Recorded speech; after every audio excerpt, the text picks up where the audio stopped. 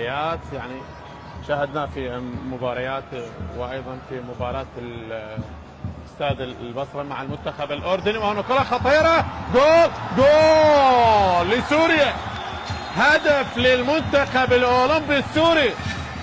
برافو لسوريا، برافو لمؤمن، يسجل اول اهداف المباراه. وايضا جانب الجماهير السوريه الحاضره في ملعب المباراة، وبالتالي أول الأهداف بخطأ واضح على مستوى خط الدفاع، وبالتالي الكرة العرضية تأتي وعلي لطيف مع حارس المرمى حيدر محمد، ويأتي أول أهداف المباراة بالنسبة لمنتخب سوريا الأولمبي.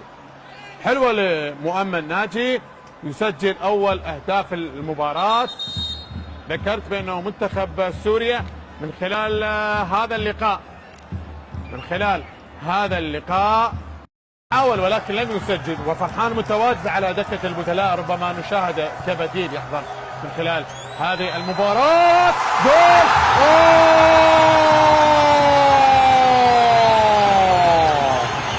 أيمن حسين يظهر الآن في الدقيقة 43، يظهر للمرة الثانية في استاد كربلاء الدولي.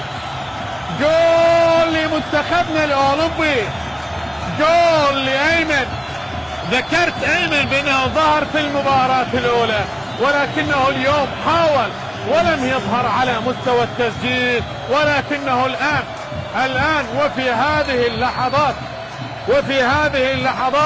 هذه الدقيقة يظهر ايمن ويسجل هدف التعادل. برافو لأيمن، حلوة لأيمن، وبالتالي أيمن يضع الكرة وصعبة على يزن السيد، وبالتالي أيمن يضع الكرة في المكان السليم ويصل بمنتخبنا الأولمبي من خلال هذا اللقاء وقبل نهاية الشوط الأول، وهذا هو طبعا الشيء الجيد.